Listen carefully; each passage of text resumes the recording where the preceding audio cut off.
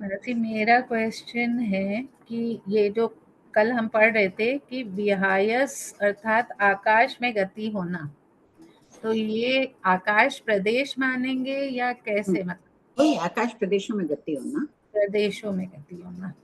ठीक है, एक पुराना क्वेश्चन है मासी, ये पेज नंबर 317, क्वेश्चन 1067। हाँ बोलो, पढ़ लो पूरा। घ्राणेन्द्रिय का विषय 9 योजन है, तो श्री ठाणांक सूत्र ठान 4 उद्देशक 3 के अनुसार देवों को 400-500 योजन ऊपर तक मनुष्य लोक की गंध अमनोज्ञ क्यों लगती है? उत्तर, दुर्गंध से वासित पुद्गल बहुत अधिक मात्रा में होते हैं तथा उनकी गंध ऊपर अन्य द्रव्यों से बाधित नहीं होती है, इसलिए देवों को 400-500 योजन ऊपर तक दुर्गंध आती है। तीर्थंकर भगवान के पुण्य के प्रभाव से कल्याणकों आदि पर आते हैं। मासी यहाँ ये पूछना था कि यहाँ पे हम लोग ये 1064 में जो बात कर रहे हैं 9 योजन, तो ये क्या मनुष्य की अपेक्षा और फिर यहाँ पे जो 400-500 योजन वो देवों की अपेक्षा, ऐसे समझ? नहीं, जैसे जैसे ऊपर दुर्गंध जा रही है, प्रश्न उठा 9 योजन तक ही दुर्गंध के पुद्गल जा रहे हैं, तो 400-500 योजन क्यों कहा है ठाणांक सूत्र में?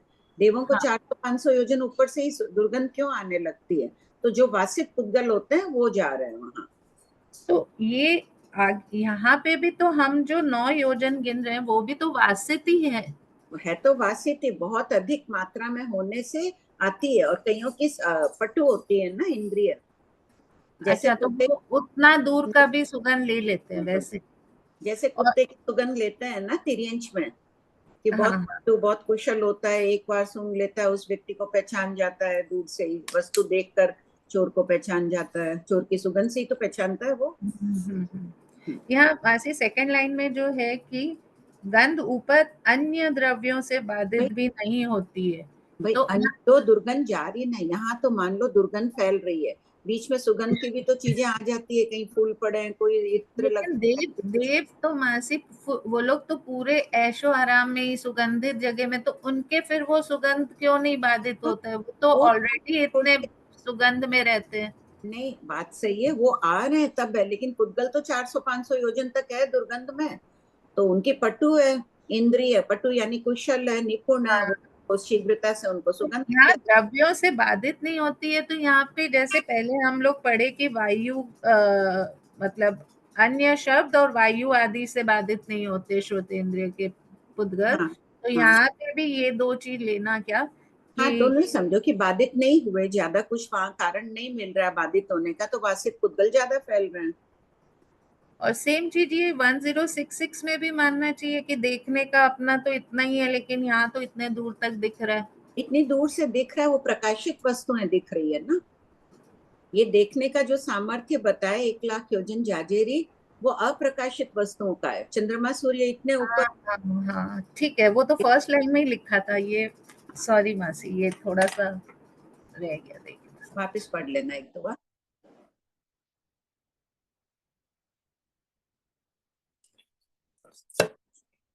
हाँ, प्रणाम आंटी, जय जिनेन्द्र। बोलो सोनम। आंटी मेरा ये 5 गति का जो थोपड़ा है ना, उसी में 1-2 पॉइंट्स है, पेज नंबर 360। आंटी इसमें एक तो तत् गति और एक क्षेत्र उत्पाद गति। 360। हाँ आंटी, पेज नंबर 360। हाँ, उसमें ना जैसे क्षेत्र उत्पाद गति मतलब कि बाटे बहते वाली अंतराल गति को क्षेत्र उत्पाद गति का है, और तत् गति में भी ऊपर जो है आंटी, सबसे ऊपर वाला कि मतलब जहाँ स्थान में नहीं पहुंचा हुआ, गंतव्य स्थान पर पहुंचा नहीं है, बीच मार्ग में ही है, उसे तत् गति बोलते हैं। हाँ, तो यहाँ बाटे बेटे नहीं लेना है ना, अपन चल तो के जा। बीच में, अच्छा चल के जा रहे हैं, हाँ मतलब ये शरीर चल के जा रहा है, वो वाली तत् गति हो हाँ गई। हाँ हाँ। अच्छा, मुझे लगा दोनों में वही बीच का ही आ गया ना, इसलिए। एक ना ग्राम या सन्निवेश के लिए प्रस्थान किया हुआ, कोई नगर या उपनगर में जा रहा है। ठीक है आंटी, हाँ हाँ। फिर आंटी नेक्स्ट 362 पे ये जो भव तो समझ में आता है कि कर्मवश प्राणी जहाँ उत्पन्न होते हैं उसे भव कहते हैं, आप क्वेश्चन नंबर 1203। लेकिन भव उपपाद गति का आशय यह है कि भव में उत्पन्न होकर जीव गति यानी गमन, प्रवृत्ति, वस्तु स्थिति में परिवर्तन। इसको कैसे समझना है आंटी? गति शब्द के अनेक अर्थ दिए हुए हैं ना, देखो स्टार्ट हो रहा है वहीं पर, कितने शब्द अर्थ दिए हैं गति के। हाँ वो तो दिया आंटी, 1192 में दिया हुआ है। उत्पन्न होकर भव में उत्पन्न हुआ, गमन आदि क्रियाएं कर रहा है, वो भव की गति हो गई। प्रवृत्ति कर रहा है, कुछ भी क्रिया कर रहा है, प्रवृत्ति हुई। वस्तु स्थिति में परिवर्तन हो रहा है, मैं इस चीज को उठा के यहाँ से यहाँ रख रही हूँ, इसकी गति करा रही हूँ ना इस पेन के। तो आंटी जैसे अपन मनुष्य गति में है वो तो भव गति, मनुष्य तो भव गति हो गई, और अब अपन हिल रहे हैं, चल रहे हैं, बोल रहे हैं, वो सब वो मनुष्य भव गति, तो गति में ये सभी बातें आ गई ना। एक तो मनुष्य गति नाम कर्म वाली भी हो गई, और मनुष्य गति में आकर भी तो गति कर रहे हैं। हाँ, तो भव उपपाद गति मतलब जो अपन अभी जो नॉर्मली पहले अपना तो भव का शब्द में दे दिया अपन ने, कर्मयुग जीव की नेरिका, अपनी मनुष्य की अवस्था में अपन आ गए। फिर उपपाद, भव में उत्पन्न हो गए, और गति, वहां क्या गति कर रहे हैं अपन, गमन आदि क्रियाएं कर रहे हैं, वो गति कर रहे हैं। गति शब्द के कितने अर्थ आ गए इसी में। भव में उत्पन्न होने की एक गति हो गई, और यहाँ आकर प्रवृत्ति कर रहे हैं, वो गति हो गई, तो वो भव उत्पाद गति हो गई। हाँ, तो अलग शब्दार्थ करो। भव किसे कहा है, कर्मयुग जीव की नेरिक, मनुष्य अपने में ले लो तो मनुष्य की अवस्था है, वो भव हो गई। इस भव में अपन उत्पन्न हो गए, ठीक है। उत्पन्न होने के बाद क्या गति कर रहे हैं, चलना सभी चलना फिरना खाना पड़ना सभी वो सारी वो गति। और आंटी अब ये जो है ना 1206 में कि यहाँ है ना इस पार्ट में सिर्फ रज्जु गति की अपेक्षा ही कथन है कि पुद्गल या यावत अनंत प्रदेश स्कंद एक समय में 14 रज्जु की गति दूरी तय करते हैं। तो वक्र गति से क्या प्रॉब्लम थी आंटी?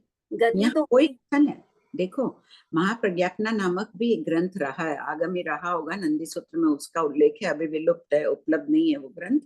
हो सकता है कि प्रश्नोत्तर सभी तो उपलब्ध नहीं है ना अभी, बीच में रहा होगा, प्रसंगवश गौतम स्वामी ने यही कोई सी का प्रश्न रहा होगा। किन कारणों से गौतम स्वामी प्रश्न पूछते थे, 4 कारण बताओ। हाँ आंटी, एक तो मतलब कि दूसरों के जो डाउट्स हो वो क्लियर करने के लिए, या उनकी बात पर अगर कोई विश्वास नहीं करे वो भगवान की बोलने से वो हो जाती है। सबको समझ आ रहा है, लाइन वाइज इसने 2 कह दिया, एक ही सेंटेंस में 2 कारण बता दे, एक एक 2 ऐसे बोलो, सबको आ जाएगा ना। तीसरा तो ना, तीसरा आंटी धर्म प्रभावना के लिए अगर वो भगवान बोलते हैं तो वो वही है, उसको वही 2 ही याद आ रहे हैं आंटी। तो कौन बोलेगा 4 कारण, भगवती सूत्र प्रश्नमाला में दिया हुआ है पहले भाग में, ठीक है। कोई बताना याद करके, ध्यान आए तो। अभी प्रश्न ले लेते हैं, हो गया तुम्हारा? हाँ आंटी, एक मिनट, मेरा एक और डाउट है आंटी। हाँ, आज अपन स्पर्शत गति बोलते हैं ना, जहाँ रुक रुक के चलता है, तो वो हर आकाश प्रदेश पे रुकता है या मतलब थोड़े थोड़े आकाश प्रदेशों में? नहीं, मोड़ ले रहा है। अगर एक मोड़ ले, एक मोड़, 2 मोड़ ऐसे, स्पर्शत गति, वहां रहे हुए परमाणु आदि को उसने स्पर्श कर लिया। हाँ, तो हर आकाश प्रदेश पे बात नहीं है, जितने मोड़ ले रहा है उतना मतलब वो टच कर रहा है। हर आकाश प्रदेश को वो स्पर्श तो कर ही रहा है, बिना स्पर्श किए कैसे जाएगा। ये पेंसिल यहाँ से यहाँ कितनी भी तीव्रता से फेंक रही हूँ, बीच के आकाश प्रदेशों को तो छू ही रही है ना। उसकी यहाँ विवक्षा नहीं है, यहाँ स्पर्शत गति में रुकने को स्पर्शत गति का है। तो वो कितनी बार रुक सकता है? वही जो मैक्सिमम 3-4 समय की जो गति, बाटे बेटे में कितनी बार रुकता है जीव, कितने समय की गति होती है उत्कृष्ट जीवों की, आगम 4 समय की ना। हाँ, तो कितनी बार रुकेगा उसमें? 4 बार। 2 समय मोड़ लेगा ना, अनाहरक 2 बार ही होता है। 2 बार, 2 समय के लिए अनाहरक एक समय, हाँ, पहले आया, फिर एक रुका, 1 2 3, चौथे समय स्वस्थान में पहुंचा। तो 2 समय, लेकिन 3 समय रुका ना वो। ठीक है आंटी, हाँ क्लियर हुआ आंटी। और एक इसमें लास्ट क्वेश्चन है 1214, पुद्गल गति, परमाणु पुद्गल यावत अनंत प्रदेश स्कंद की गति को पुद्गल गति कहते हैं। तो इसमें जीव की गति नहीं मानना है ना कोई भी, सिर्फ पुद्गल नहीं, यहाँ मात्र गति की विवक्षा है। क्या परमाणु गति करते हैं, अनंत प्रदेश स्कंद गति करते हैं? हाँ करते हैं। नहीं तो पर जैसे ये जो परमाणु पुद्गल गति जो स्पेसिफिक लिया है, यावत सभी लिया ना, यावत पर आंटी पुद्गल ही लिया ना, जीव तो नहीं लिया है। नहीं, यहाँ पुद्गल की बात कर रहे हैं। मेरा मतलब ये था आंटी, पुद्गल गति में सिर्फ पुद्गलों की बात करनी है क्या, जीव की गति हाँ, की बात? ऐसे तो देखो 8वें शतक में जीव को भी पुद्गल कहा है ना, लेकिन यहाँ पुद्गल की बात चल रही है। सामान्य वो किसको पता रहता है कि परमाणु गति करते हैं? भगवान ने हाँ, फरमाया, इसलिए हमें ज्ञान है ये कि परमाणु पुद्गल आदि गति करते हैं। तो तो आंटी जैसे मेंढक की गति है, उसमें तो पुद्गल भी वैसे गति कर सकते हैं और जीव भी वैसे गति कर सकता है, ऐसा? पुद्गल कैसे गति करेंगे ऐसे ऐसे जंप करते करते? अच्छा, वो सिर्फ जीव के लिए हुई। जीव के हाँ, लिए कि उछल उछल के अच्छा। चल।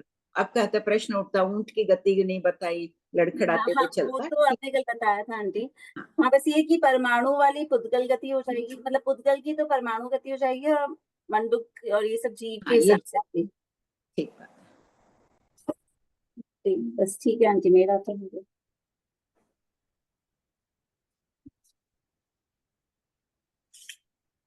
हाँ, बोलिए नरेंद्र जी। हाँ भाभी जी प्रणाम। वो आपने क्वेश्चन जो पूछने का बोला था आचार्य भगवान से, उसके हाँ एक बार बता देते, मैं इसको नोट कर लेता। वो अपना सहरन सहरन वाला जो था ना, हाँ, वो था ना 14 पूर्वी का सहरण नहीं महा होता है, किंतु भरत ऐरवत यहाँ पे पंचम पांचवा आरा छठा आरा हो, कोई को ला जी के सहरण से यहाँ डाल दे तो उनको जाति स्मरण आदि से 14 पूर्वों का ज्ञान हो सकता है, आहरक लब्धि प्रकट हो सकती है क्या? अच्छा होने में बाधा नहीं होनी चाहिए, फिर भी पूछ लीजिएगा, आप जा रही रहे। जी जी ठीक है। प्रणाम। हाँ, ठीक आप बांछनी में मत पूछिएगा, आप शाम के टाइम पूछिएगा, जी तो थोड़ी आप चर्चा कर पाएंगे कि केवल ज्ञान भी है। उस दिन यही चर्चा चल रही थी ना, वहां से शरण करके लाए तो यहाँ भूमि पर डालने के बाद केवल ज्ञान प्रकट हो रहा है या पहले हो रहा है? पहले हो रहा है तो इतनी देर थोड़ी शरण करने में लगेगी देवों को। श्रेणी आरोहण अप्रमत का शरण नहीं होता है, श्रेणी आरोहण करेगा तो लगभग 4 मिनट 22 सेकंड देवता थोड़ी घुमाएगा। ये सब थोड़ी चर्चा कर लीजिएगा। जी। हाँ बोलो प्रियंका। जय जिनेन्द्र आंटी। हाँ, आंटी 5 गति के थोकड़े में 1119 प्रश्न नंबर, सिद्ध क्षेत्र उत्पाद गति। बोलो। आंटी तो इसमें ये 2.5 दीप के यहाँ से मनुष्य या जीव सिद्ध क्षेत्र में पहुंचेंगे, इसको यही लेंगे ना आंटी, बातें बहता में? हाँ, तो आंटी ये जो हेमवत हिरण्यवत क्षेत्र है, जहाँ पे युगलिक क्षेत्र है, वहां से कैसे समझेंगे कि वहां से जाएंगे? शहरन की अपेक्षा। शहरन की अपेक्षा खाली समझेंगे ना हाँ जी? हाँ, वहां से भी अनंत जीव सिद्ध हो चुके हैं। हाँ आंटी, फिर वही उठ रहा है प्रश्न की, वही जो शहरन वाला प्रश्न था आपका, ये जब आपका आ जाएगा तब आप इसको क्लियर करवा ही दीजिएगा क्लास में। मेरे को नहीं नरेंद्र, वो जो 2 प्रश्न थे ना, मेरे हाँ को बाधा नहीं है, यहाँ लाके अगर उनको डाल भी देते हैं उसके बाद भी वहां के जन्मे हुए हैं तो उनको केवल ज्ञान तो होता ही है। आरक लब्धि का एक बार पूछ आएंगे वो, या और हाँ भी कोई पहले जा रहा है तो पूछ लेना।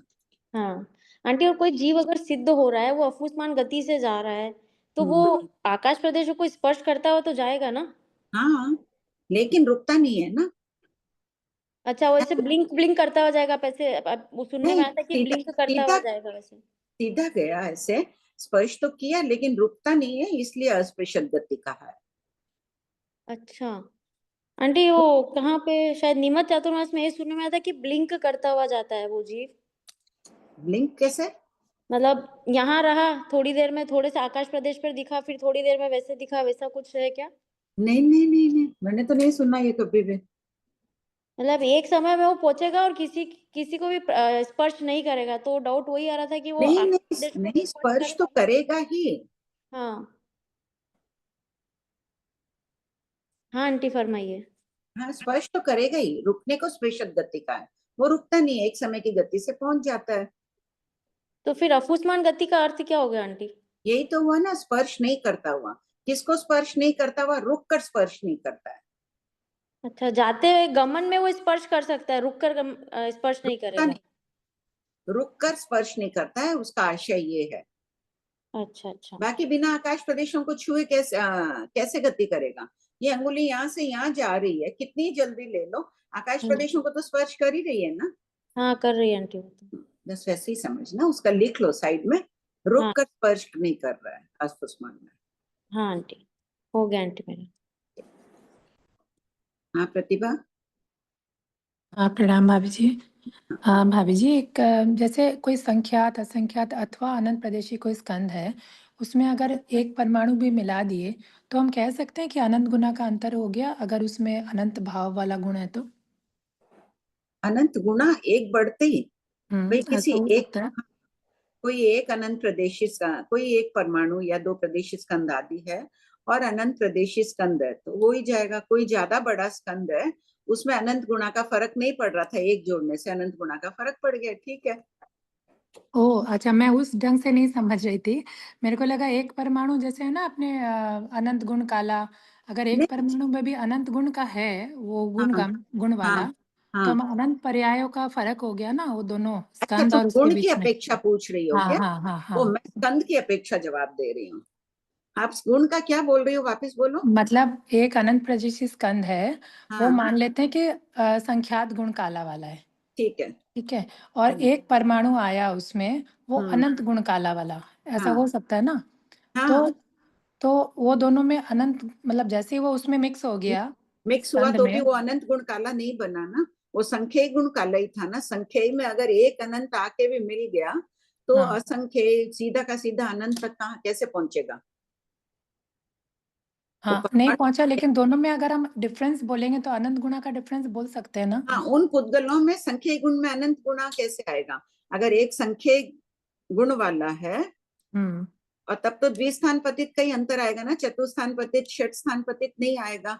संख्यतम भाग होगा, षट स्थान तुमको क्या घटित करना, अनंत गुणा घटित करना। नहीं मतलब मेरे को ऐसे क्वेश्चन था कि देखो, दोनों में अनंत गुणा का डिफरेंस हो जाएगा क्या, नहीं दोनों अगर एक परमाणु और देखो, इधर में एक कोई प्रदेशी स्कंद है एक कुछ सिर्फ भी। एक है सिर्फ एक गुण काला अनंत भाग, एक अनंत गुण काला उसमें आ गया, एक गुण काला अनंत गुण काला। अगर अलग अलग प्रदेशों से विवक्षा करोगी तो हो जाएगा अनंत गुणा का फर्क। अच्छा प्रदेशों से तो ठीक है। हाँ, स्कंद हाँ में क्या बोलोगे? स्कंद में कौन से हैं? मुख्यतः है संख्य प्रदेशी स्कंदों के। अब एक आध कोई आके मिल भी गया तो वो तो कहलाएगा संख्य गुण काला ही ना। उसमें अनंत पुद्गल तो है संख्य गुण वाले काले, और एक हाँ आके मिला अनंत गुण वाला काला, हाँ एक से वो तो संख्य गुणी बहुलता है ना उसकी। ठीक है बाबू जी, मैं बाद में पूछती हूँ, मेरा क्लियर नहीं हुआ अभी भी। ठीक है। और एक और जो क्वेश्चन अभी उसने पूछा ना कि घ्राणेन्द्रिय वाला, तो उसमें ये समझना ना कि देवता का तो या सभी जीव का उत्कृष्ट 9 योजन हो गया श्रोत्रेंद्र नहीं सॉरी इसका घ्राणेन्द्रिय का। हम्म तो देवता जो पुद्गल वहां पे जाके उसको जो सूंघने में आ रहा है, अगर वो वहां बैठ के सूंघ रहे हैं तो उसको भी 9 योजन ही तक ही वो जाएगा कितनी दूर, ना। वो तो कितनी दूर रह रहे हैं, रज्जु है ना, असंख्य कोड़ा कोड़ी योजन ऊपर हाँ है। तो इससे अपने को ये नहीं समझना कि उनका घ्राणेन्द्रिय का विषय ज्यादा हो गया, ज्यादा हो गया ना, उनको 400-500 योजन दूर से आ गई लेकिन वो सुगंध। तो वहां बैठे हैं ना भाभी जी। वहां से आते वक्त की बात चलेगी ना, वहां उनको सुगंध कहाँ से आएगी?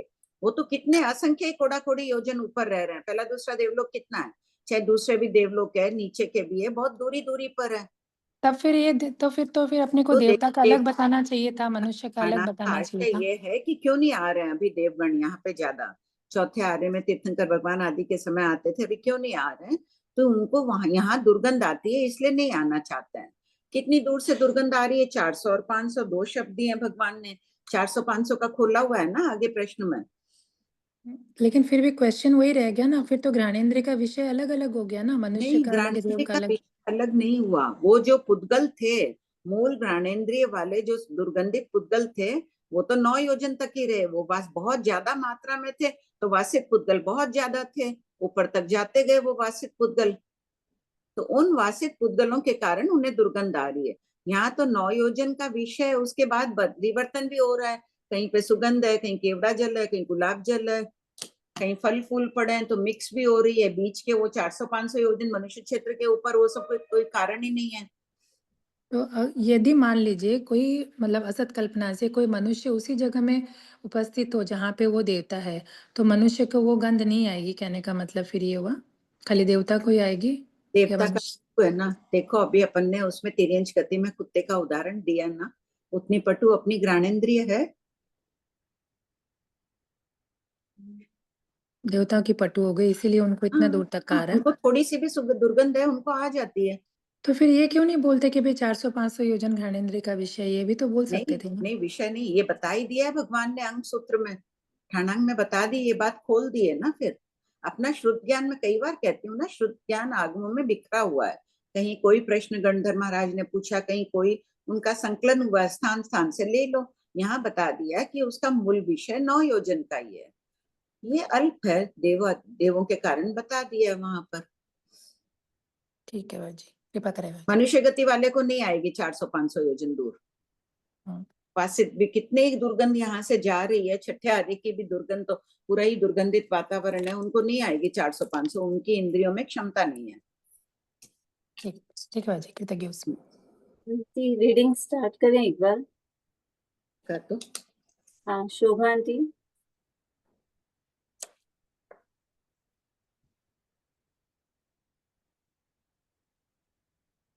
शोभा आंटी आप म्यूट है।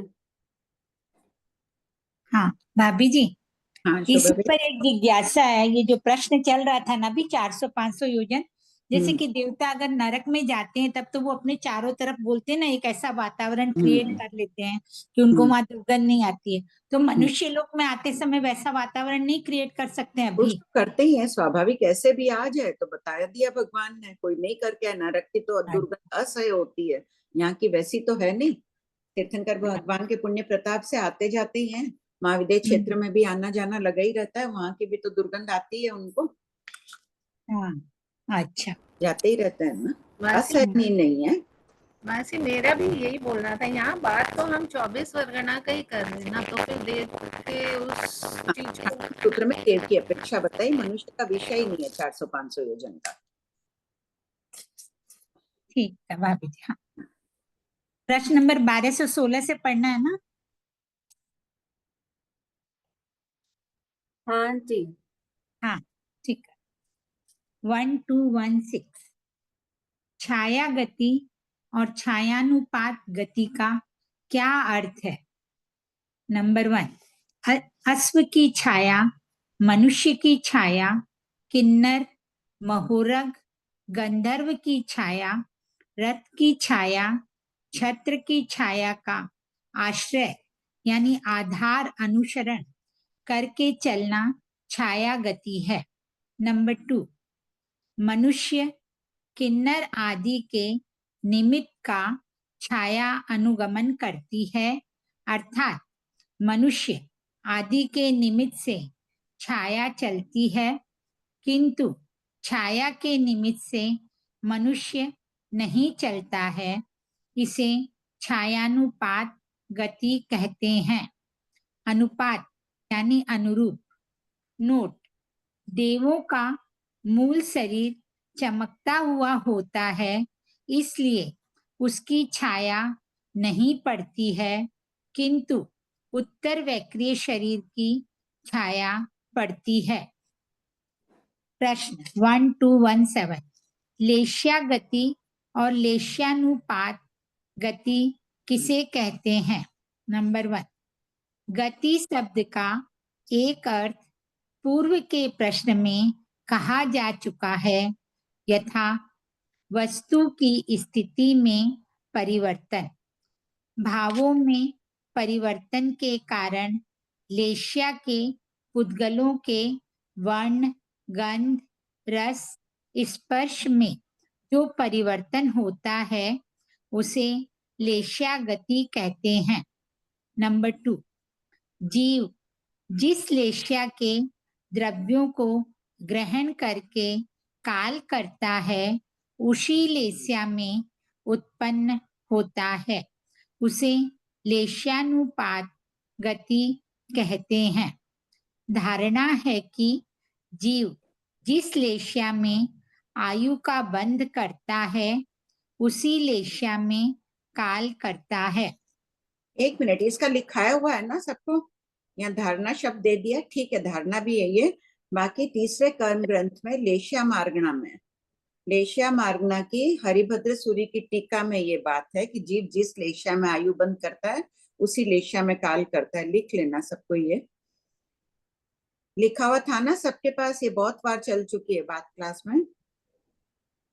क्या लिखना है? हाँ आया ना, संजू जी पढ़ के सुनाइए क्या लिखा हुआ है। 1 मिनट आंटी। और किस किस के पास लिखा हुआ है? बहुत बार चली है ये बात। संजू जी नहीं बोल रहे हैं आंटी। ठीक है, हाँ। के दांत में दर्द है। कोई नहीं बोल रहा है? तीसरे कर्म हाँ बोलो। वो मेरे को एग्जैक्टली नहीं पता, इसलिए मैं नहीं बोल रही अभी, फिर वो गलत हो जाएगा वैसे। तीसरे कर्म ग्रंथ में लेश्या मार्गना पर आचार्य हरिभद्र सूरी की टीका में ये बात है, प्रमाण लिख लो, ये लिखा है हुआ बहुत बार। आंटी, हाँ आंटी एक क्वेश्चन है आंटी। ये अभी जो पढ़ रहे थे ना आंटी जी के छाया छाया अनुपात गति और छाया गति और ये, तो ये क्यों बताया? मतलब ये इसका बताने का क्या मतलब गति आशय अनेक क्या है ये? हाँ। गति अनेक प्रकार की होती है। सामान्यतः अपन गति का क्या अर्थ जानते हैं? यहाँ कितने प्रकार से भगवान ने गति के अर्थ किए? 184 प्रकार से। नहीं तो हाँ नहीं 184 एक ही अर्थ शब्द के इतने प्रकार से अर्थ होते हैं, वो सभी उनकी अवस्थाओं के सूचक है गति के।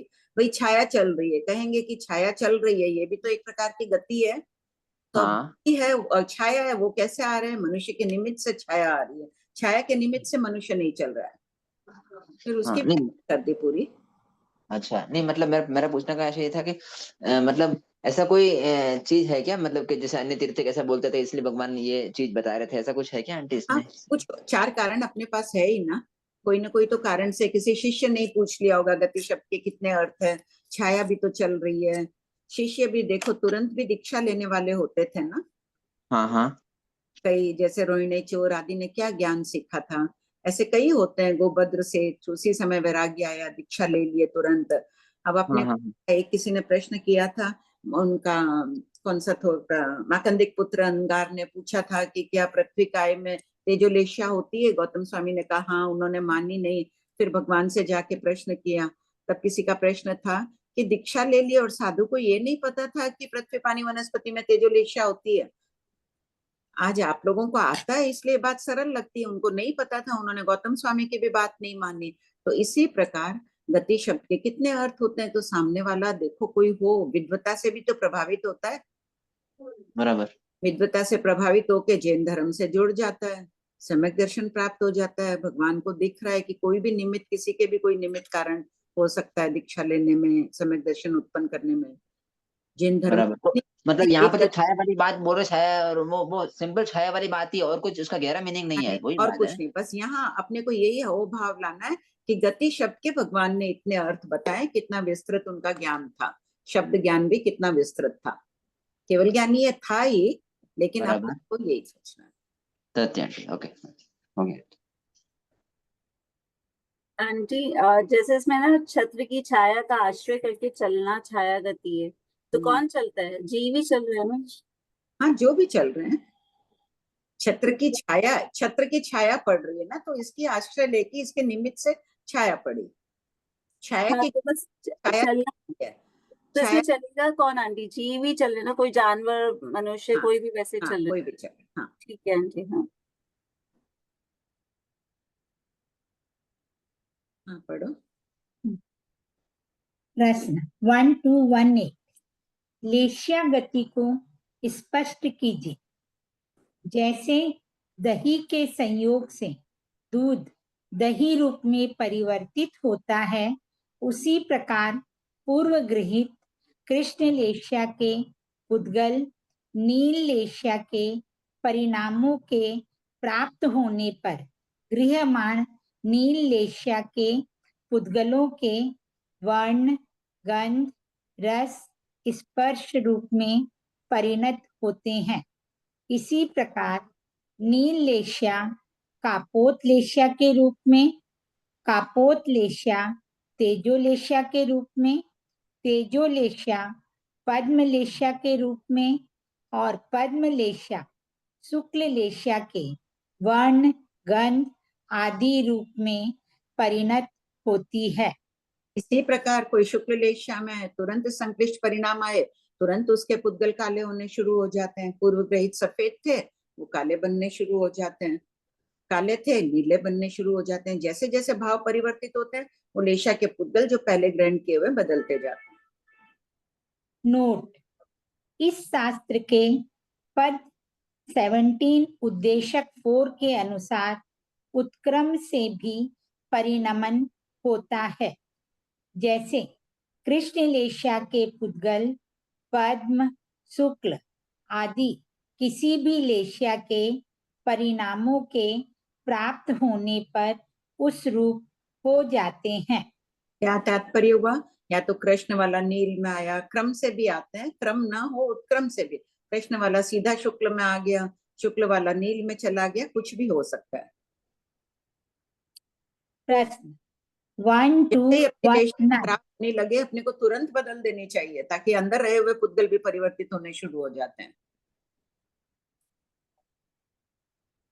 प्रश्न 1219 उद्देश्य प्रविभक्त गति किसे कहते हैं? आचार्य, उपाध्याय, स्थविर, प्रवर्तक, गणी, गणधर, गणावच्छेदक को उद्देश्य यानी लक्ष्य बनाकर उनके पास जाना उद्देश्य प्रविभक्त यानी विभाग गति का कथन है। जैसे 3 संत अलग अलग उद्देश्य से आचार्य के पास गए तथा आचार्य आदि की आज्ञानुसार चलना भी उद्देश्य प्रविभक्त गति है। नोट नंबर 1, जैन श्रमण संघ के में आचार्य यावत गणावच्छेदक इन 7 पदों के होने का उल्लेख है। श्री नंदी सूत्र की श्री मलयगिरी टीका। नंबर 2, उपसंपद्यमान गति का कथन लौकिक गति यानी प्रवृत्ति की अपेक्षा से है और लोकोत्तर लक्ष्य को सूचित करने हेतु उद्देश्य प्रविभक्त गति का कथन है। ये देखो 1212 में ना उपसंपद्यमान गति, वहां क्या बताया है? वहां लौकिक गति, राजा, युवराज, ईश्वर, तलवर आदि के कारण गति करना उनका अनुगमन, और यहाँ उद्देश्य प्रविभक्त में आध्यात्मिक हेतु है।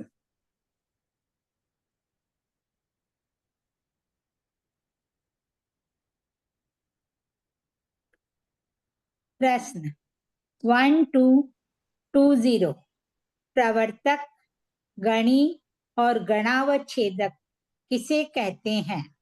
नंबर 1, प्रवर्तक कार्य में प्रवृत्ति कराने वाले मुनि। नंबर 2, गणी सिंघाड़ापति रत्नानिक। नंबर 3, गणावच्छेदक। यहाँ कुछ गलती है, ये लाइन 1219 वापस पढ़िए। किसका मैसेज भी कुछ आया और वाक्य भी गलत ही है। आंटी श्वेता दी का मैसेज आया था कि 1219 में उद्देश्य लिखा है सेकंड लाइन में। नहीं, सेकंड लाइन में उद्देश्य, वो स्पेलिंग भी ठीक है, ऐसे भी ठीक है। उद्देश्य प्रविभक्त गति है, का कथन क्यों चाहिए? गति है में ही हो जाएगा, का कथन काटना होगा।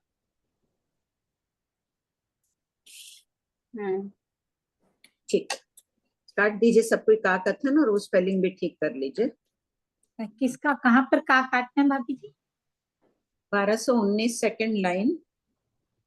उद्देश्य प्रविभक्त गति का कथन है। का कथन नहीं चाहिए ना, किसे कहते हैं? तो के वहां पास जाना उद्देश्य प्रविभक्त गति है, गति है, का और कथन दोनों कट जाएगा ना।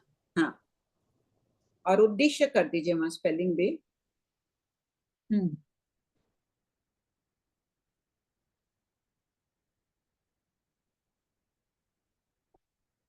आगे पढ़ो। हाँ, नंबर 3, गणावच्छेदक गण प्लस अवच्छेदक यानी व्यवस्था सुरक्षा, गणों की व्यवस्था करने वाले मुनि। प्रश्न 1221 चतुपुरुष प्रविभक्त पृथक पृथक गति किसे कहते हैं? चार चार पुरुषों की 4 प्रकार की प्रविभक्त गति चतुपुरुष प्रविभक्त गति कहलाती है।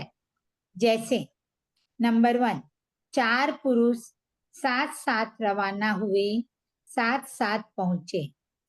नंबर 2, 4 पुरुष साथ साथ रवाना हुए, जुदा जुदा पहुंचे। नंबर 3, 4 पुरुष जुदा जुदा रवाना हुए, साथ साथ पहुंचे। और नंबर 4, 4 पुरुष जुदा जुदा रवाना हुए, जुदा जुदा पहुंचे।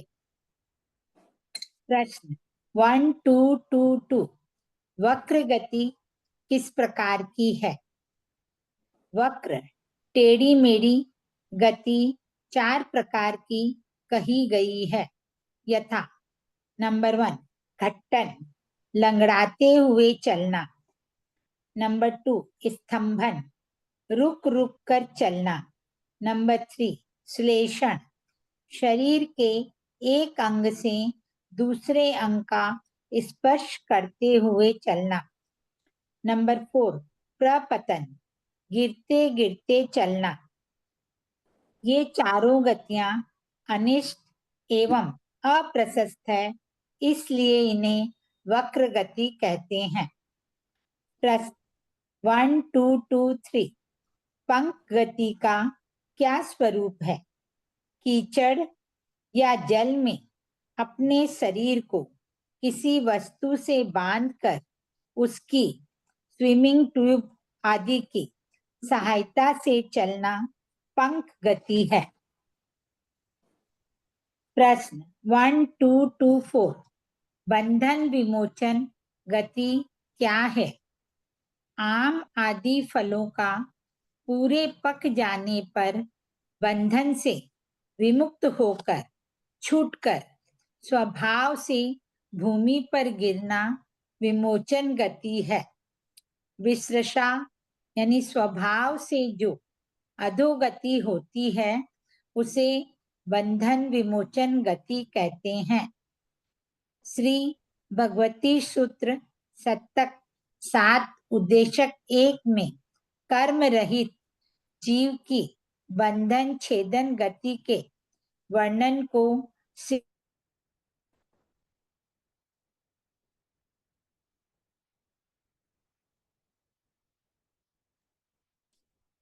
शोभा आंटी आवाज नहीं आ रही है।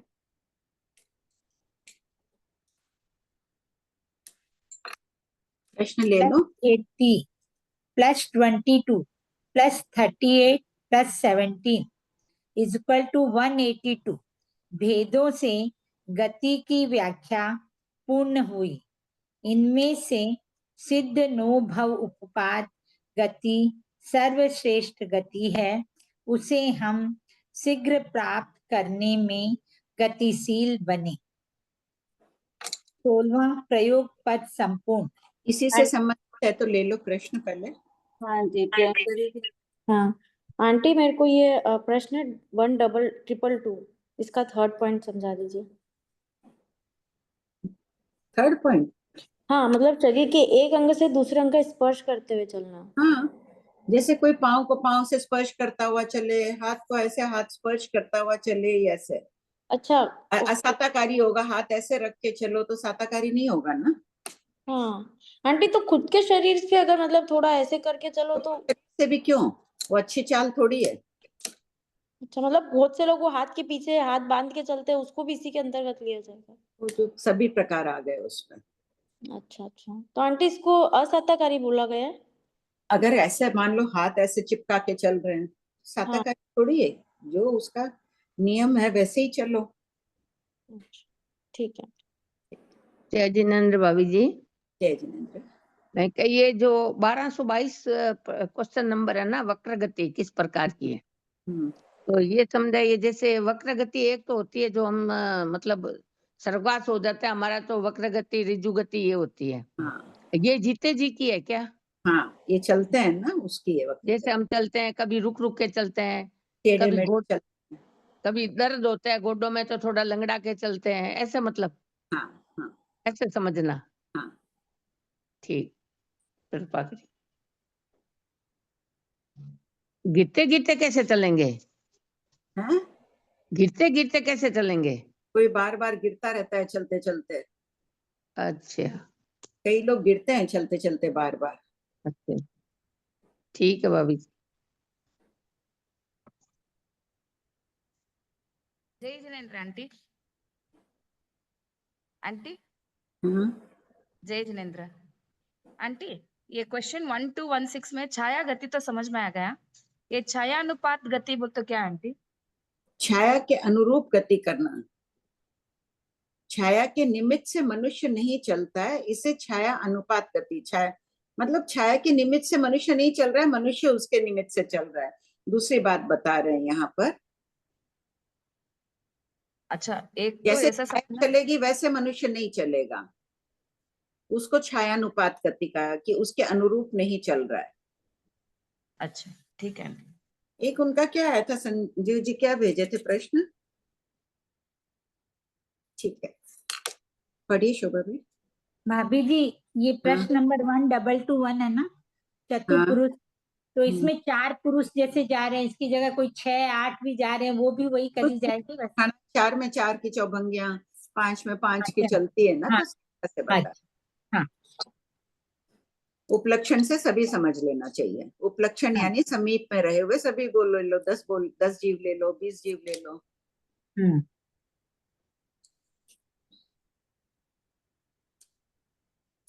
अपनी गतिशील पर तो कर दो, गतिशिका पर ठोकरा पड़े हैं।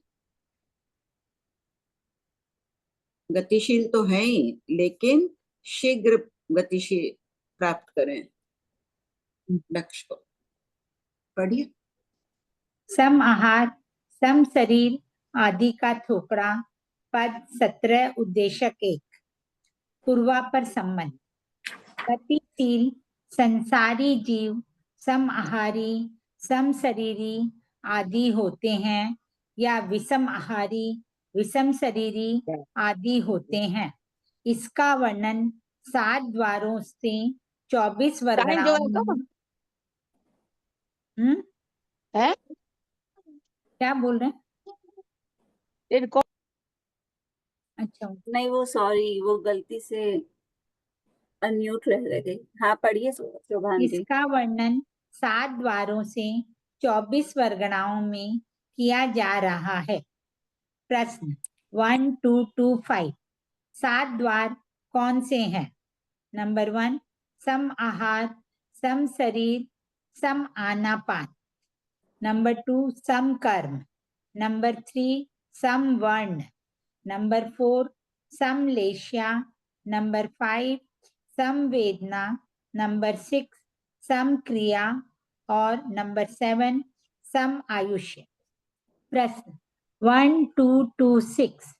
भंते, क्या सभी नैरिक सम आहार वाले, सम शरीर वाले और सम आनापान वाले होते हैं? गौतम, नो इनट्ठे समट्ठे, यह अर्थ समर्थ नहीं है। 1227। सभी नैरिक सम आहार, सम शरीर और सम आनापान श्वासोच्छ्वास वाले क्यों नहीं होते हैं? नैरिक 2 प्रकार के हैं, महाशरीर वाले और अल्प शरीर वाले। नंबर 1 महाशरीर वाले नैरिक बहुत पुद्गलों का आहार करते हैं, बहुत पुद्गलों को परिणमाते हैं, बहुत पुद्गलों का उच्छ्वास लेते हैं और बहुत पुद्गलों का निश्वास छोड़ते हैं। ये बार बार आहार लेते हैं, यावत बार बार निश्वास छोड़ते हैं। नंबर 2 अल्प शरीर वाले नैरिक अल्पतर पुद्गलों का आहार करते हैं, अल्पतर पुद्गलों को परिणमाते हैं, अल्पतर पुद्गलों का उच्छ्वास लेते हैं और अल्पतर पुद्गलों का निश्वास छोड़ते हैं। इसलिए सभी नैरिक सम आहार, सम शरीर और सम आनापान वाले नहीं है। प्रश्न 1228 महाशरीर वाले नैरिक बहुत पुद्गलों का आहार करते हैं यावत बार बार निश्वास छोड़ते हैं, क्यों? इस आगम पाठ से स्पष्ट होता है कि महाशरीरी को बहुत आहार की आवश्यकता होती है। नैरिक प्रत्येक अंतर मुहूर्त में आभोग आहार के पुद्गलों को ग्रहण करते हैं, अतः आहार का परिणमन भी बार बार होता है। नैरिक निरंतर उच्छ्वास निश्वास लेते छोड़ते हैं, इसलिए बहुत पुद्गल कहा गया है। प्रश्न 1229 गौतम स्वामी ने पहले आहार का प्रश्न किया, फिर शरीर का, तो भगवान महावीर ने पहले शरीर संबंधी उत्तर क्यों दिया? शरीर का परिमाण बता देने पर आहार की बात सरलता पूर्वक समझ में आ सकती है। इस कारण से भगवान ने पहले शरीर संबंधी उत्तर दिया।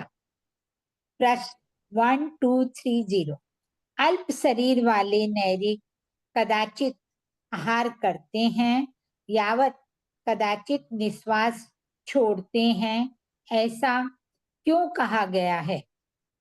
बाटे बैते में अनाहारक नैरिक आहार नहीं करते हैं, शेष समय में नैरिक आहार करते हैं। अपर्याप्त नैरिक आनापान नहीं लेते हैं, पर्याप्त नैरिक आनापान लेते हैं, इसलिए अल्प शरीर वाले के लिए कदाचित कभी शब्द का प्रयोग किया गया है। पर्याप्त जीव महाशरीरी होते हैं, इसलिए इनके लिए कदाचित शब्द का प्रयोग नहीं किया गया है। प्रश्न 1231 भंते क्या सभी नैरिक समान कर्म वाले हैं? गौतम नो इनट्ठे समट्ठे। प्रश्न 1232 सभी नैरिक समान कर्म वाले क्यों नहीं होते हैं? नंबर 1 पूर्वोत्पन्न पहले उत्पन्न हुए नैरिक अल्प कर्म वाले होते हैं, क्योंकि वे नरकायु, नरक गति, असातावेदनीय आदि कर्मों की बहुत निर्जरा कर चुके हैं। नंबर 2 पश्चानुत्पन्न पीछे उत्पन्न हुए नैरिक महाकर्म वाले होते हैं, क्योंकि उनके बहुत अशुभ कर्म भोगने बाकी रहते हैं। इसलिए कहा गया है कि सभी नैरिक समान कर्म वाले नहीं हैं। प्रश्न 1233 भंते क्या सभी नैरिक समान वर्ण वाले हैं? गौतम नो इनट्ठे समट्ठे। प्रश्न 1234 सभी नैरिक समान वर्ण वाले क्यों नहीं है? नंबर 1 पूर्वोत्पन्न पहले उत्पन्न हुए नैरिक विशुद्ध वर्ण वाले होते हैं, क्योंकि इनके काले वर्ण नाम कर्म का अनुभाव रस कम हो जाता है। नंबर 2 पश्चात उत्पन्न पीछे उत्पन्न हुए नैरिक विशुद्ध वर्ण अविशुद्ध वर्ण वाले होते हैं, क्योंकि इनके काले वर्ण नाम कर्म का अनुभाव अधिक रहता है। तात्पर्य यह है कि नैरिकों का अत्यधिक काला वर्ण आयु के साथ कम होता जाता है, क्योंकि वे बहुत अशुभ कर्मों की निर्जरा कर चुके होते हैं।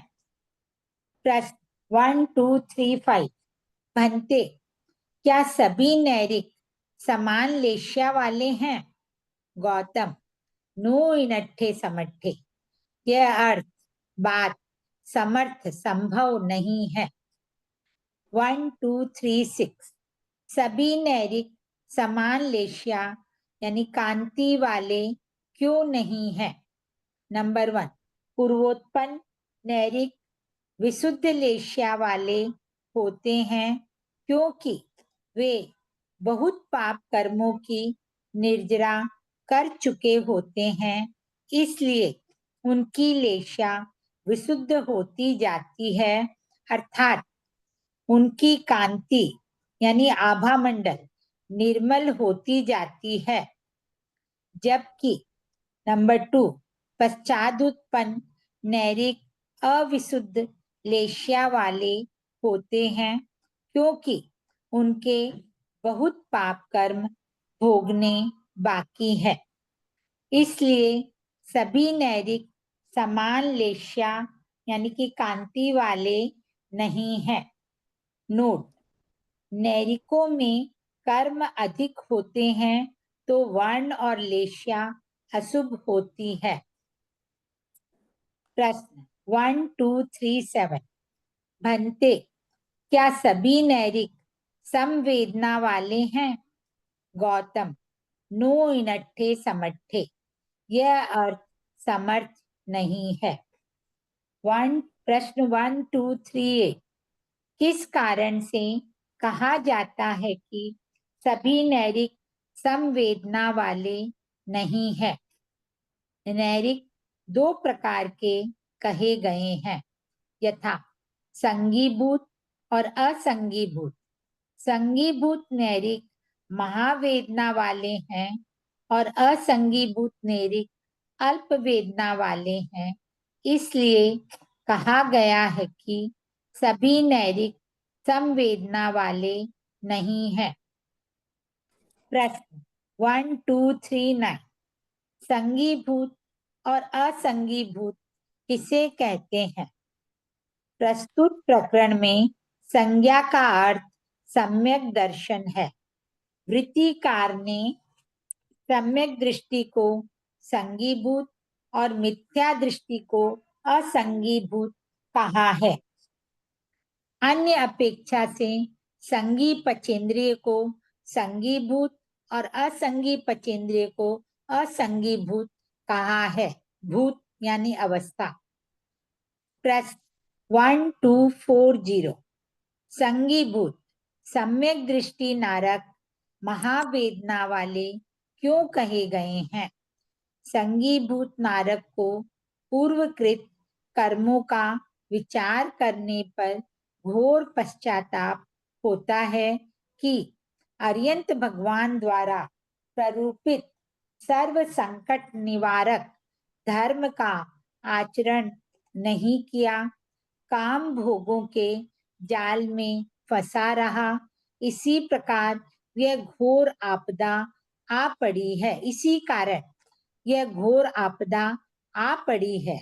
इस प्रकार की मानसिक वेदना के कारण वह महावेदना का अनुभव करता है। अन्य अपेक्षा से संगीभूत संगी पचेंद्रिय तीव्र अशुभ परिणामों के कारण 7वीं पृथ्वी तक जा सकता है, फलतः वह महावेदना वाला होता है। कल अपनी मानसिक वेदना पर बात चली थी ना, असाता वेदना को तो रोका नहीं जा सकता, मानसिक वेदना को रोकना अपने हाथ में है, उससे असाता वेदना भी स्वतः ही कम हो जाती है। अंडरलाइन कर लो मानसिक वेदना को।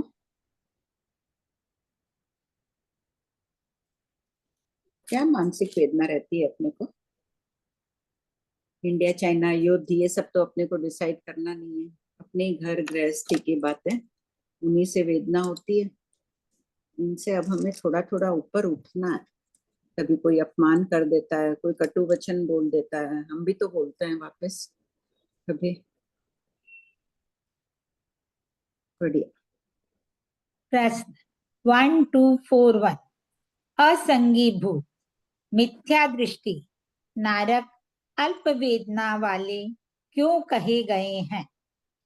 मिथ्या दृष्टि को स्वकृत कर्म फल के भोग का विचार तथा पश्चाताप नहीं होता है, इसलिए उसे मानसिक पीड़ा नहीं होती है। इस कारण असंगीभूत नारक अल्प वेदना का अनुभव करता है। अन्य अपेक्षा से असंगी पचेंद्रिय प्रथम पृथ्वी के तीव्र वेदना रहित स्थानों तक ही जाता है, फलतः अल्प वेदना वाला होता है। प्रश्न पहली पृथ्वी में कितने पाथड़ हैं? 13 पाथड़ हैं। असंगी पंचेंद्रिय 13वें पाथड़े तक नहीं जाता है। कैसे? स्थिति के आधार से चलते हैं पाथड़ों में। पहले पाथड़े में 10,000 वर्ष की स्थिति, हालांकि गम्मक से खोज का विषय नहीं है, सामान्यतः ऐसे कह रहे हैं, ये जा रहे हैं सिर्फ चौथे पाथड़े तक ही जाते हैं। पल्योपम के असंख्यतम भाग की स्थिति पाते हैं ये उत्कृष्ट नरक में। ये बात कहाँ आयु, ये असन्नी आयुष के टुकड़े में है। तो पल्योपम के असंख्यतम भाग की स्थिति वहीं तक है। तो नरकावासों में पहले पाथड़े से दूसरे पाथड़े में वेदना अधिक, तीसरे में अधिक, यावत 7वें पृथ्वी में 49वें पाथड़े में सबसे अधिक महावेदना होती है। तो ये उत्कृष्ट तीव्रता रहित वेदना स्थानों में ही जाते हैं। हाँ, पढ़ो। 1242 भंते, क्या सभी नैरिक समान क्रिया वाले हैं? गौतम, नो इनट्ठे समट्ठे, यह अर्थ बात समर्थ शक्य संभव नहीं है। 1243 क्रिया के कितने भेद हैं? कर्म बंध की प्रवृत्ति को क्रिया कहते हैं। इसके 5 भेद हैं यथा: नंबर 1 आरंभिकी, हिंसा से लगने वाली क्रिया। नंबर 2 पारिग्रहिकी, ममत्व से लगने वाली क्रिया। नंबर 3 माया प्रत्या, माया करने से, उपलक्षण से, चारों कसायों से लगने वाली क्रिया। नंबर 4 अप्रत्याख्यान क्रिया, त्याग नहीं करने से लगने वाली क्रिया। नंबर 5 मिथ्या दर्शन प्रत्याक्रिया, मिथ्या दृष्टि और सम्यक मिथ्या दृष्टि को लगने वाली क्रिया, प्रत्यय यानी निमित्त कारण। हाँ निर्मल जी। आंटी मतलब जनरल क्वेश्चन पूछ रहा हूँ आंटी, पूछ सकता हूँ अभी इस टाइम पर, तो है ना? हाँ हाँ हाँ बोलिए, हो गई। बराबर। मैं क्या बोल रहा था आंटी के, जैसे अभी अपन बोलते हैं ना कि 8 वर्ष वाले हो, मतलब दीक्षा के लिए कम से कम 8 वर्ष की उम्र होनी चाहिए, अभी बोलते हैं ना ऐसा। 8 वर्ष जाजेरी। 8 वर्ष जाजेरी, बराबर आंटी। हाँ, तो जैसे 5वें आर्य के अंतिम समय में तो आयु बहुत कम रह जाएगी, उस वक्त भी 8 वर्ष जाजेरी रहेगी क्या? आगम प्रमाण से चलेंगे वही रहेंगे। अब ऐसे तो देखो अपवाद रूप है, अतिमुक्त कुमार का तो 6 वर्ष के ही बता रहे हैं टीकाकार। तो हाँ थी ना, उन्होंने 6 वर्ष की आयु बता रहे हैं टीकाकार, बराबर। और भगवान विराजमान थे। सामान्य वज्र स्वामी के भी कमी है क्या आंटी? वज्र स्वामी के, अच्छा वज्र स्वामी के भी कमी है क्या उम्र? वज्र स्वामी भी कमी उम्र के थे। हाँ। सारी कम उम्र में बन गए, उनकी उम्र का उल्लेख नहीं है, थे छोटे। अतिमुक्त कुमार का होगा, सॉरी मैं कंफ्यूज हो गया रहेगा, बराबर। हाँ, अतिमुक्त कुमार टीका, वज्र स्वामी का भी देखना, उम्र छोटी उम्र थी। ध्यान है किसी को उम्र उनके? हाँ बोलिए निर्मल जी आगे। हाँ आंटी, तो वो मेरा क्वेश्चन वही था आंटी, मतलब ये 8 वर्ष जाजेरी जो अभी बोल रहे हैं, तो उस वक्त को अपन बोलते हैं ना कि छोटी उम्र में जो मतलब लड़कियां हैं वे माँ बन जाएंगी, ऐसा है? 20 वर्ष की आयु रहेगी ना? हाँ 20 वर्ष की आयु रहेगी, और छोटी वर्ष में माँ भी बन जाएगी लड़कियां। तो मतलब वो सब देखते हुए इधर दीक्षा के भी कम उम्र हो जाएगी क्या, ऐसे वो पूछ रहा था आंटी। है नहीं कहीं भी उल्लेख, लेकिन आचार्य आगम का पालन करेंगे ही ना, आगमवाणी का। हाँ बराबर। हाँ। एक तो भवावत मतलब आचार्य, देवेंद्रों द्वारा पूजनीय आचार्य, चाहे थोड़ा ज्ञान आ रहा है, क्यों पूजेंगे उनको? देवराज शुक्रेंद्र क्यों उनकी पूजा, क्यों उनका गुणगान करेंगे? बताइए निर्मल जी। तथ्य आंटी, वो एकदम क्यों? तथा रूप के श्रवण होंगे तभी तो वो बात होगी आंटी, है ना? और एक कारण बोलो। 10 पूर्वी की तरह पूजनीय होंगे, क्यों? हालांकि आएगा उनका उद्दश्मकालिक के 4 अध्ययन, अभी हाँ। बहुत जल्दी साधु साध्वी श्रावक श्राविकाएं याद कर लेता है, उस वक्त उन्हें बहुत पुरुषार्थ करना पड़ता है। धारणा शक्ति यानी याददाश्त शक्ति भी उम्र के साथ आर्य के प्रभाव से कम होती जाएगी, इसलिए 10 पूर्वधर की तरह पूजनीय होंगे दुग्सा आचार्य। बराबर। ठीक है आंटी, बराबर। ठीक है आंटी, तो एक क्वेश्चन और था आंटी, जस्ट याद आया मेरे को। पूर्वधर होते हैं ना, उनके लिए भी ये हो सकता है ना कि मतलब सेवा चरण वाले भी पूर्वधर हो सकते हैं? हाँ, ऐसा हो सकता है ना? इसमें गमक में नानता नहीं दिया है ना। हाँ, सहनन और संस्थान का नानता ही नहीं है। हाँ हाँ हाँ हाँ हाँ, बराबर बराबर। ठीक, ठीक है, थैंक यू आंटी, हो गया। जय जिनेन्द्र साहब, प्रणाम। सोना बोल रही। हाँ, ये आपने गौतम स्वामी के 4 पॉइंट पूछे थे ना, प्रभु से क्या प्रश्न किए, वो मैं बोलूं क्या? हाँ बोलिए। पहला था, सूत्र रचना का क्रम गुरु शिष्य के प्रश्नोत्तर से भी होता है। सेकंड, शिष्य को अपने वचन में प्रतीति कराने के लिए। थर्ड, अनजान लोगों को बोध देने के लिए।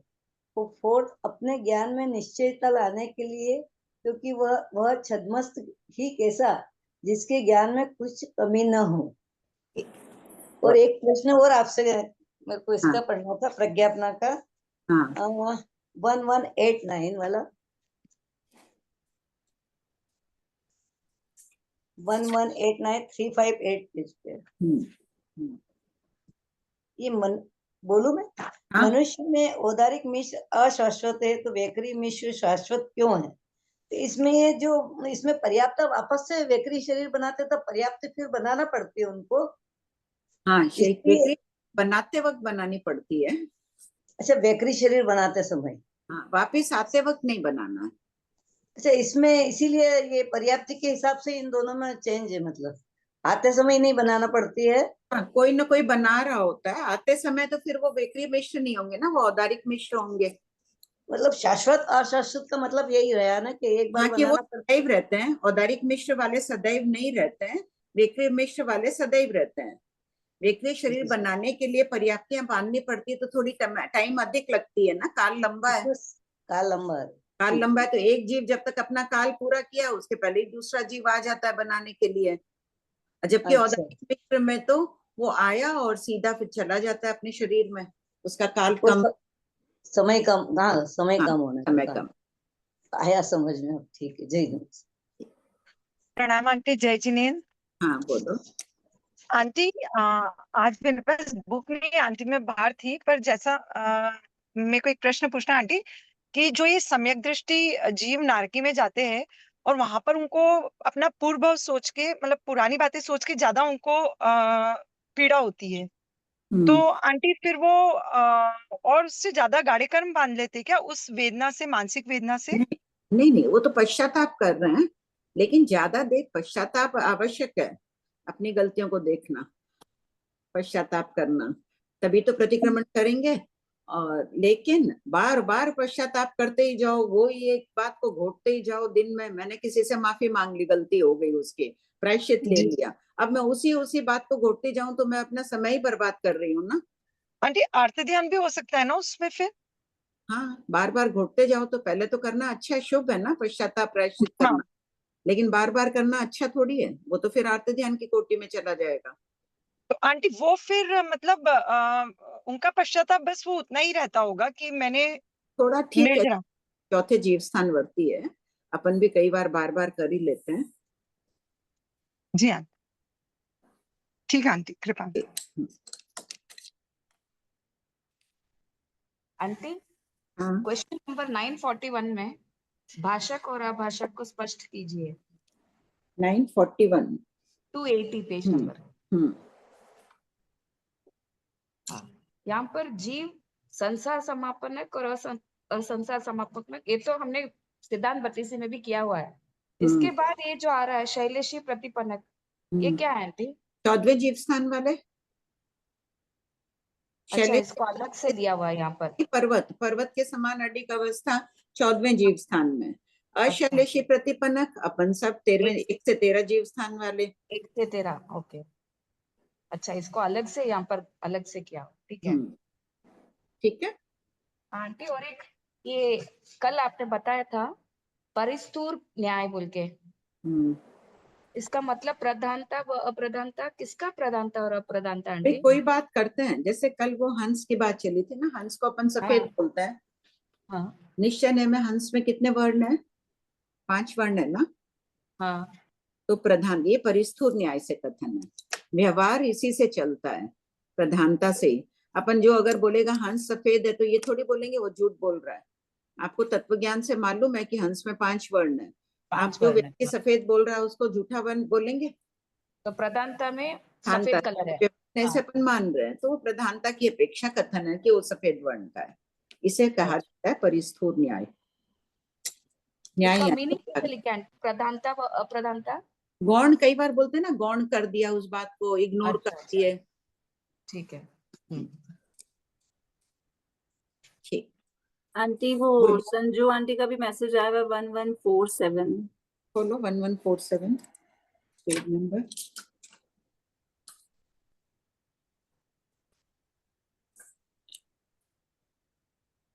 Page number aunty 344। पढ़ो तुम 1147 क्या है? हाँ, भंते, दर्पण देखता हुआ मनुष्य क्या दर्पण देखता है या अपने आप को देखता है या प्रतिबिंब को देखता है? उत्तर, गौतम, दर्पण देखता हुआ मनुष्य दर्पण देखता है तथा प्रतिबिंब को देखता है, अपने आप को नहीं देखता है। इसी प्रकार असी, तलवार, मणि, दूध, पानी, तेल, गीला गुड़ और चर्बी देखता हुआ मनुष्य इन पदार्थों को देखता है तथा प्रतिबिंब को देखता है, अपने आप को नहीं देखता है। क्या डाउट है इसमें? आंटी को दर्पण देखता हुआ समझ नहीं आ रहा है, तो आंटी भाई कांच में देख रहे हैं तो अपने आप को थोड़ी देख रहे हैं, अपना प्रतिबिंब भी तो दिख रहा है। अभी किस स्क्रीन पे कौन दिख रहा है? प्रतिबिंब दिख रहा है ना, मैं अपने आप को थोड़ी देख पा रही हूँ अभी। उसी प्रकार ये भी सब चीजों में अपनी छवि आ जाती है। असी में, मणि में एकदम साफ तलवार होती है तो चेहरा दिख जाता है। देवों की तलवार आदि कैसी होती है? सभी रत्न स्फटिक रत्न। हाँ बोलो, बोलिए, हो गया उनका? बोलिए शांति जी। प्रणाम भाभी जी। हाँ भाभी जी, वज्र स्वामी वो ही थे ने, उनको झूले में 11 रंग का ज्ञान हो गया था। हाँ, जाति स्मरण से। वही पूछना था भाभी जी। हाँ, नहीं वो दीक्षा कितने वर्ष की उम्र में लिए वो ध्यान है? नहीं तो देख के बता दीजिएगा बाद में। जी बाबू जी, मैं देख के बता दूंगी। तीर्थंकर चरित्र में विवरण आया हुआ होगा, देख के बता दूंगी। जी, सैटरडे बता दो। हाँ प्रतिभा। प्रणाम भाभी जी। हाँ, भाभी जी, प्रश्न हुआ था तुम्हारा पहले भी एक क्लियर नहीं हुआ था ना, तुम बोले ना आया, बाद में पूछूंगी। मैं सोची ना बाकी सबके और भी डाउट्स होंगे ना, इसलिए। ठीक है, हाँ बोलो। हाँ, प्रश्न 1202 पॉइंट नंबर 2, पेज नंबर 362। उसमें जो है ना, तिर्यंच योनिक भव उपाद गति के 5 वेद, तो इसमें क्या इंद्रियों के आधार पर 5 वेद किए हैं क्या, केंद्रीय वेंद्रिय वैसे? अच्छा, मेरे को लगा कि 5 ऐसे छूट जाएंगे तो जलचर करोगे, अगर जलचर 5 को लोगे तो बाकी छूट जाएंगे ना। हाँ हाँ, ठीक हो गया। ठीक है, जय जिनेंद्र सबको। प्रणाम आंटी, जय जिनेंद्र।